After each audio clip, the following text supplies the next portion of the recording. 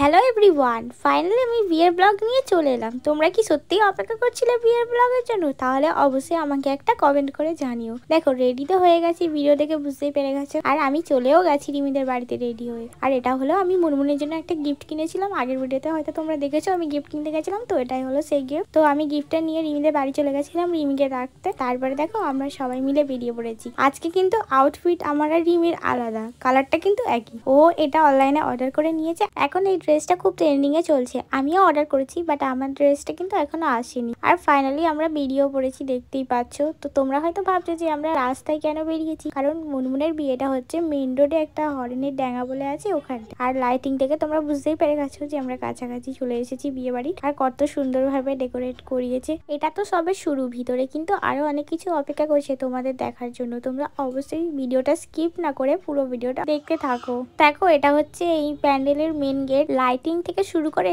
অনেক সুন্দরভাবে ডেকোরেট করিয়েছে ভিতরে। আর বাইরে থেকে শুনে মনে হচ্ছে ভিতরে কিন্তু ফাংশনও হচ্ছে। দুটো গায়ক এনেছিল গাইস, সেটা আর তোমাদেরকে ভিডিও করে দেখাতে সময় ছিল। অরেঞ্জের ড্যাঙে কত অন্ধকার, আর এখন বিয়ে বাড়ি বলে কত সুন্দর আলোকিত। এই দেখো এসে দেখি এখানে আমাদের জন্য একটা সারপ্রাইজ অপেক্ষা করছে। আর এটা হলো এই দেখো মিকি মাউস, আবার দুটো দারোয়ান, আবার একটা গোপাল ভাঁড়। গোপাল ভাঁড়টা কি করেছে, রিমি দিদির মেয়ের কান থেকে ক্যাপটা খুলে নিয়েছে। খুলে নিয়ে কি করেছে, পরে নিয়ে যায়। আমি বলি এই দাও দাও বলে আমি আবার নিয়ে নিয়েছি গোপাল ভাঁড়ের থেকে। তারপরে দেখো আমি এখানে এসে মুনমুনকে খুঁজছি, ওর হাতে ওকে গিফটটা দিয়ে ওর সাথে কিছু ফটো তুলবো বলে এসে দেখছি যে ও এখনো আসেইনি, এই সবে ও এলো। তো ওর একটু ওয়েলকাম ডান্স তোমরা দেখে নাও।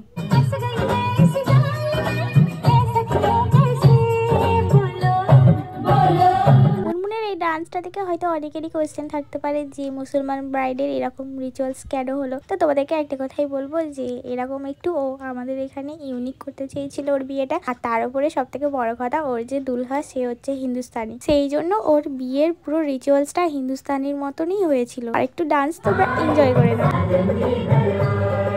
তবে এটা কিন্তু শেষ ডান্স নয়, আর একটু ডান্স আছে, সেটাও দেখে নাও। তো পুরো ডান্স কমপ্লিট করার পর ওর যেখানে বসার জন্য করেছিল ওখানে ও চলে এসেছে। তারপর আমি চলে গেলাম ওর গিফটটা নিয়ে ওর হাতে দেবো বলে। আর গিয়ে দেখি বাপরে, ওকে তো সবাই যেতে না যেতে ঘিরে ধরেছে। তো আমি কি করেছি, ওকে গিফটটা দিয়ে আর সাইডে সরে এসেছি ওর সাথে পরে ফটো তুলবো বলে। তারপর একটু সুযোগ পেতেই না পেতে আমি আর রিমি চলে গেছি ওর সাথে ফটো তুলবো বলে। কিন্তু আমাদেরকে বেশিক্ষণ থাকতেই দেয়নি ওর কাছে, কারণ অনেকেই যাচ্ছিল ওর সাথে আলাপ করাবে বলে। তাই আমরা চলে এসেছি। আর এসে বাইরের সৌন্দর্যটা তোমাদেরকে একবার শেয়ার করে দিলাম। আমরা পেট পুজো করতে চলে এসেছি স্টলের দিকে। স্টলে এসে প্রথমে নজরে পড়লো দই বড়া। আর আমার দই বড়া খেতে সত্যি খুব ভালো লাগে। তারপর আর কি, রিমি ক্যামেরা করছিল বলে তাই আমি একটা করে দই বড়া নিয়ে সবাই হাতে তুলে দিলাম। তারপরে আমি নিজের জন্য একটা নিয়ে অল্প একটু পিস করে নিয়ে একটুখানি খেয়ে নেওয়ার পরে আমার মুখের রিয়াকশনটা তোমরা দেখে হয়তো ভাবছো যে জিনিসটা খুব খারাপ হয়েছে। তবে না, খারাপ হয়নি, কিন্তু আমার ভালো লাগেনি। আর এই যে দেখো রিমি ক্যামেরার সামনে, সেটা তো আমার ভিডিওতেও করেই থাকে।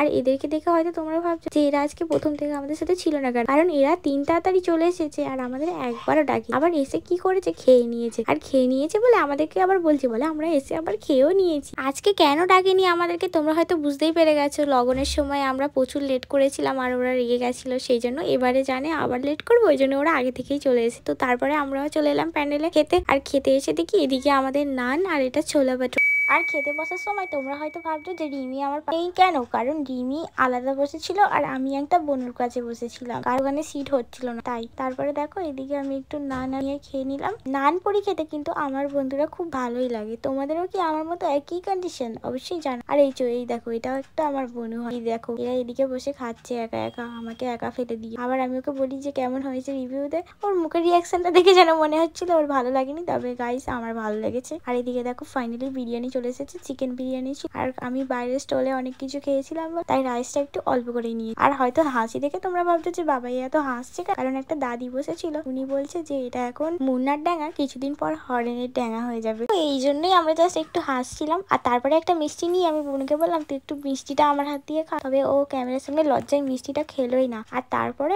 খাওয়া দাওয়া শেষে যেটা দেয় সব জায়গা, তো এটা হলো আইসক্রিম। আমার তো একদম ফেভারিট। তো আমি কি করেছি, আইসক্রিমটা নিয়ে বাইরে বেরিয়ে খেয়ে নিয়েছি। দিদির সাথে চেয়ার্স করে। দিদি আর রিমি এখন বিরিয়ানি খাওয়ার পর এদিকে পান খেতে এসছে। সেই বুড়ি মানুষরা যেরকম পান খায়, খাওয়া দাওয়ার পরে ওরাও ঠিক একই জিনিসটাই করলো। দেখো পানগুলো নিয়ে এক গালেই ঢুকিয়ে দিল। পান খাওয়া দেখে আমি তো জাস্ট অবাক হয়ে গেলাম। আমি তো পান খাই না, তাই আমি এদিকে এসে দেখছি বাজি ফাটাচ্ছে, কত সুন্দর লাগছে দেখো বন্ধুরা। তারপরে দেখো বড় আসার সময় হয়ে গেছে, সেই জন্য ড্রোনটা ছেড়ে দিয়েছে যাতে প্রথম থেকে বরের যে ফুল ভিডিওটা কভার করতে পারে। আর ড্রোনটা যখন মাথার উপরে ছিল বন্ধুরা, এত হাওয়া হচ্ছিল, ওখানে তো প্রচন্ড গরম, মানে ঠান্ডা কি, আমরা তো বিয়ে বাড়িতে গিয়ে ভুলেই গেছিলাম, প্রচুর গরম হচ্ছিল আমাদের। তাই হাওয়াটাকে সত্যি খুব রিল্যাক্স ফিল করছিলাম। তারপরে দেখি ঘড়িতে বেজে গেছে 12টা, আর 12টার সময় তো রিমির বার্থডে ছিল, কারণ মুনমুনের বিয়ে ছিল 25 তারিখ রাত, তবে 12টা বেজে গেছিল, 26 তারিখ হয়ে গেছিল। তো তাই রিমিকে উইশ করে দিলাম, আর রিমিকে উইশ করে কিস করেছি বলে ওদিকে সানিয়া বলছে আই এম তো অবাক। তারপর দেখি বারাতে এসে গিয়ে বাজি ফাটাচ্ছে, কত সুন্দর সুন্দর বাজি এনেছে। তো বাজি ফাটানোর একটা সুন্দর মতো তো তোমরা দেখতেই পারো, তো দেখে নাও।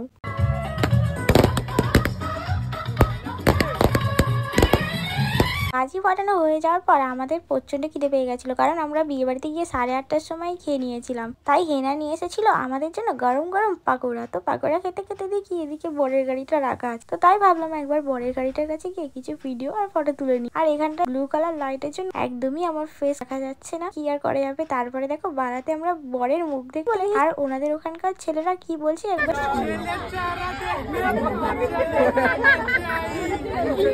মুনমুনের বরের মুখ দেখতে গেছিলাম বলে ওনারা এইভাবে আমাদের কাছে দাবি করেছে। তো আমরা এত টাকা দিতে পারবো না, সেই জন্য কি করেছি, বরের গাড়ি থেকে 2-3টে ফুল তুলে নিই আর চলে এসেছি বাড়ি। মুনমুনের বিয়েতে এইভাবেই এনজয় করলাম। দেখা হবে বউ। ভিডিওটা কেমন লেগেছে কমেন্টে জানাবে। ততক্ষণের জন্য টাটা।